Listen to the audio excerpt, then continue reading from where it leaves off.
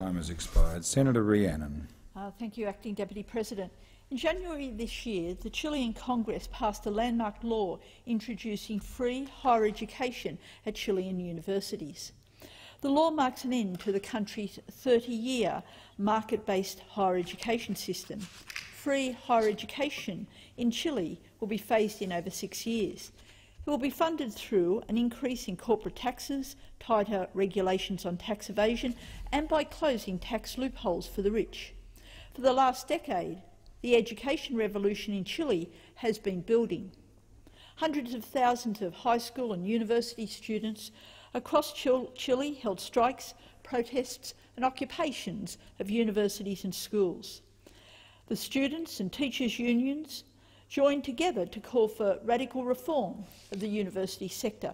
Public support for free higher education in that country reached 81%. Free higher education has been adopted also in a number of European countries. In October last year, the last state in Germany to charge student fees, Lower Saxony, officially abolished them. Germany is now entirely tuition-free. Over the past few decades, Germany has offered tuition-free higher education in various states. Because of this, the country has reaped the benefits of a highly educated, highly skilled population.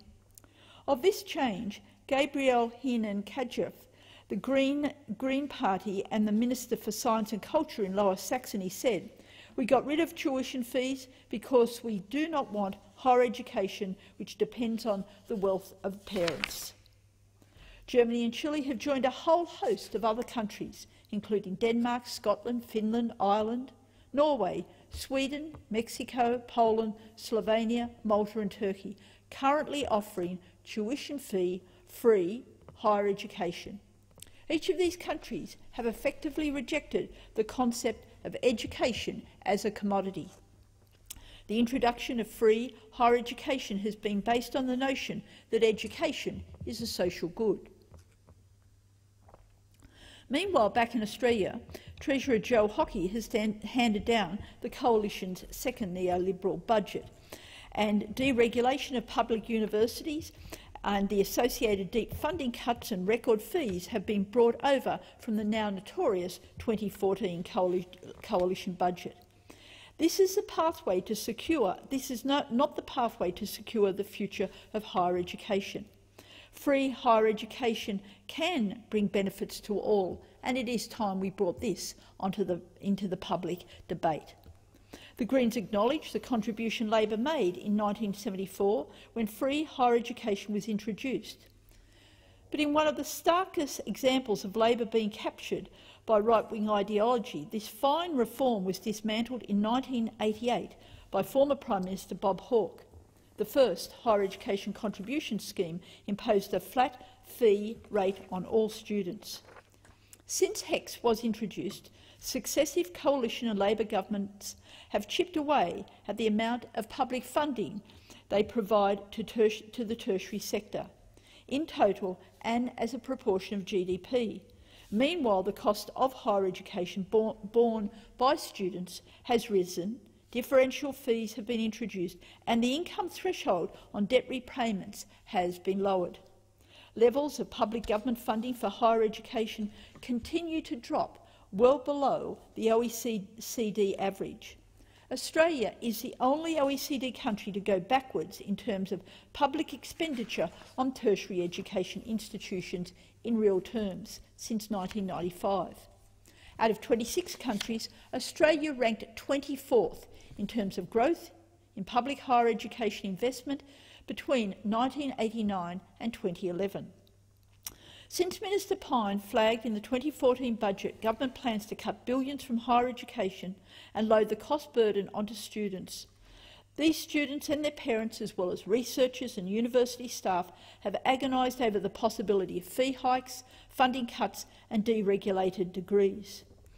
When Mr Hockey brought down the Coalition's second neoliberal budget, we learnt that a Coalition priority remains deregulation of public universities. Throwing his full weight behind this deregulation plan, Minister Pyne has been attempting to shepherd it through the Senate from various angles.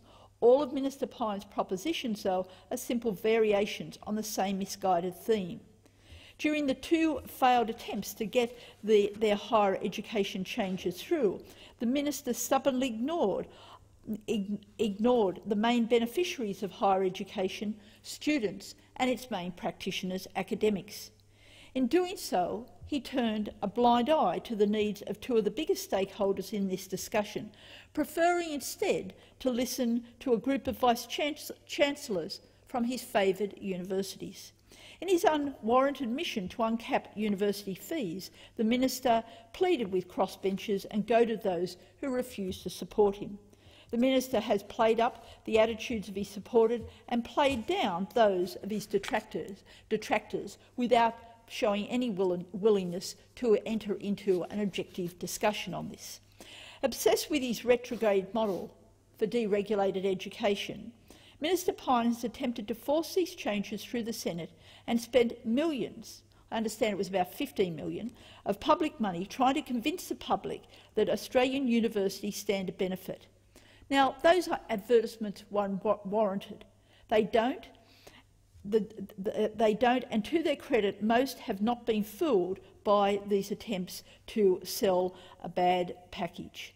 Yet, despite the clear disapproval of the Senate, despite the public's rejection of deregulation, and despite the best advice of staff and student unions, Minister Pyne continued to foreshadow surprise cuts in the lead-up of the 2015 budget. At times he appeared to be quite enjoying himself in being mischievous about this. The Greens today are calling for a restructuring of university funding. This is antithetical to Minister Pyne's market-based model. The Greens support the phasing in of free universal education from preschool through to higher education. Australia needs world-class higher education. TAFEs and universities should be the nation's engine rooms of cultural and economic innovation. Yet our system is struggling. Working conditions for university and TAFE staff continue to deteriorate as they face increasing casualisations and job cuts. Employment is precarious and the quality of teaching is being compromised. Vocational education and training has been undermined and compromised by the introduction of private for-profit companies to higher education. When the former Labor government included contestability in a new COAG agreement, they opened up the higher education sector to the destructive force on education standards of companies chasing profits. The 2014 budget brought in, had a line item of nearly $250,000 for this private sector, and that has now been brought over into the 2015 budget. The Coalition makes constant reference to Australia's world-class education system. These high-sounding proclamations cannot be achieved, however, while higher education is marooned in the marketplace. The current direction of the sector closes in on the possibility of creating equal access and opportunity for students. The Coalition's approach to tertiary education is one that closes the door on the less fortunate, separating our society into the haves and have-nots. In the world of the Prime Minister, Tony Abbott, and Minister Christopher Pyne, it appears that opportunities in life are taken for granted.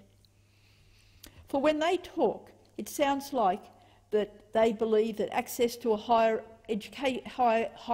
education is a given, and the promise of a high-paying, secure job is a given. But for most people, life is not so straightforward. Understandably, the issue of costs and payments figures strongly for most. The Greens have identified several sources of revenue to fund the higher education sector and much, much more. A wise government would provide the same opportunities for all Australians and work to redistribute wealth. The Coalition continues to leave massive sources of revenue with corporate interests while arguing that their hands are tied on university reform. This is an enormous disjunct here. The Greens are calling are calling their bluff on this unrepresentative approach. We are a wealthy country and we can afford to spend money on the things that matter. Public-funded higher education is not a social debt, but an investment for society and the economy. We want to move towards a system which reflects that and which improves access opportunities for all. This is possible if we restructure our economy. Abolishing tax breaks for big mining companies would shore up $10.5 billion. The original super profits tax on big mining companies would have brought in $18.6 billion, and a $2 per tonne levy on thermal coal exports would raise $1.7 billion. Imposing a millionaires tax on the super rich would generate over $630 million, and a public insurance levy on the big four banks would raise over $16 billion. If we close the superannuation tax loopholes that are commonly rorted by the wealthy and introduce a progressive super tax system, we could save up to $10.16 billion. These measures will generate economic returns to fund so many of the projects the leader of the Australian Greens, Richard Di Natale, outlined tonight, including the phasing in of free higher education. Improving accessibility and equity involves much more than eliminating tuition costs. The exorbitant living expenses that young people face as students are also a huge barrier to social equality. As well as being saddled with crippling debt, so many students also struggle to find affordable housing and struggle to pay for their basic needs while studying. In order to provide all young people with the same opportunities, we also need to look towards improving support for students. The Greens want to see increases to student entitlements like the youth allowance, more generous travel concessions for students, more affordable housing and better support for elected student bodies. All of these measures, combined with tuition-free universities, will improve opportunities for students, particularly Indigenous, low SES and rural students. The Greens believe we need a visionary approach to education. We believe that our education system, right from preschool to university and TAFEs, needs to be open to people from all backgrounds. We believe that it is the government's responsibility to create education opportunities for all. We need to pursue these goals in ways that also accommodate teachers, academics, researchers and general staff. We mustn't pursue options which foreclose on the quality of teaching. We need to rebuild job security for staff. For every $1 invested in higher education, the Australian economy grows by $26. The economic benefits are massive if the investment is made, but boosting the tertiary education budget can bring even greater returns. Proper investment in higher education will expand education beyond vocational imperatives to meeting the public good. Today's students are tomorrow's leaders, researchers, innovators and problem solvers.